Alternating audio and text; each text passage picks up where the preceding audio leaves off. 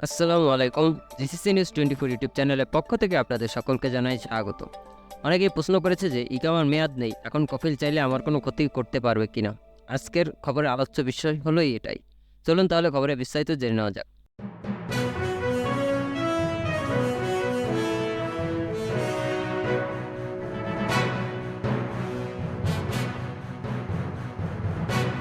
আপনার ইকামার মেয়াদ শেষ হয়েছে, 2 মাস হয়েছে, 3 মাস হয়েছে, অর্থাৎ 1 বছরের কম হয়েছে। এখন যদি কফিল চায়, যদি আপনার ডিজিটাল চুক্তি থাকে, তাহলে আপনাকে কিন্তু বর্তমান নিয়ম অনুসারে টার্মিনেশন করতে পারবে। অর্থাৎ আপনার ইকামার মেয়াদের উপরে কিন্তু কোনো ডিপেন্ড করছে না। আমাদেরকে যে টার্মিনেশন করে নতুন নিয়ম অনুসারে, সেটা কিউআ থেকে আমাদের যে ডিজিটাল চুক্তি রয়েছে, সেই চুক্তির যদি মেয়াদ থাকে, তাহলে সেই চুক্তির উপরে আপনাদের বা আমাদের কিন্তু টার্মিনেশন করে। আপনার ইকামার মেয়াদ শেষ হয়ে যাওয়ার পরেও ডিজিটাল চুক্তির মেয়াদ থাকে, তাহলে আপনাকে কিন্তু টার্মিনেশন করতে পারবে। এখন যদি আপনি জেনারেল প্রবাসী হন, এখন যদি আপনার ইকামার মেয়াদ না থাকে, তাহলে কফিল চাইলেই টার্মিনেশন বা অন্য কোনোটা যদি আপনাকে করতে চায়, তাহলে কিন্তু সহজে করতে পারবে না। যদি আপনাকে হুরুপ দিতে চায় বা টার্মিনেট করতে চায় বা ক্রুজ নেহায়া দিতে চায়, তাহলে সরাসরি মুক্তবল আমেলে গিয়ে তারপর কিন্তু তাদেরকে এটা করতে হবে।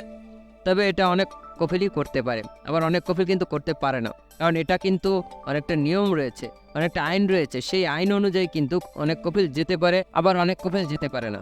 কিন্তু প্রবলেমটা হচ্ছে, অনেক কফিলের কিন্তু জাওজাত বা মুক্তবল আমেলে ভালো কিন্তু সাদিক থাকে, যা তো তাদের মাধ্যমে কিন্তু কফিল চাইলেই আপনাদেরকে অনেক কিছু করতে পারবে, চাইলেই আপনাকে টার্মিনেশন করতে পারবে, চাইলেই খুরুজ নিহায়া দিতে পারবে।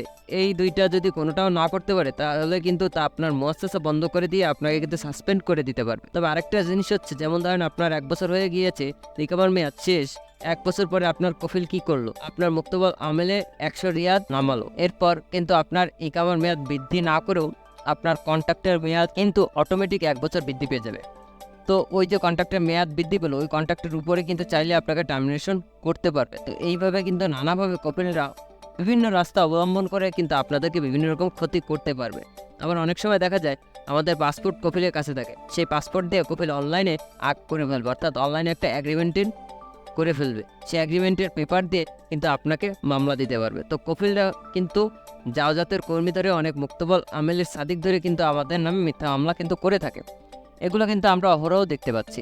যারা ডোমেস্টিক প্রবাসী আছে, তাদের কফিলের হাতেই সব ক্ষমতা থাকে। এই ধরনের প্রবাসীদেরকে কিন্তু কফিল চাইলেই খুব সহজেই অনেক কিছু করতে পারে। মেয়াদ না থাকলেও যদি আপনার কন্ট্রাক্টের মেয়াদ থাকে, তাহলে কফিল চাইলে কিন্তু আপনাকে টার্মিনেশন করতে পারবে।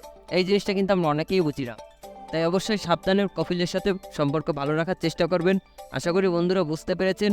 অবশ্যই প্রবাসীদের উপকারের জন্য ভিডিওটি শেয়ার করে দেবেন। আর আপনি যদি আমাদের চ্যানেল নতুন হয়ে থাকেন, তাহলে প্রবাস সম্পর্কিত যে কোনো ধরনের গুরুত্বপূর্ণ খবর সবার আগে পাওয়ার জন্য আমাদের চ্যানেলটি সাবস্ক্রাইব করবেন এবং পাশে থাকা বেল আইকনটি চাপবেন। ধন্যবাদ সবাইকে।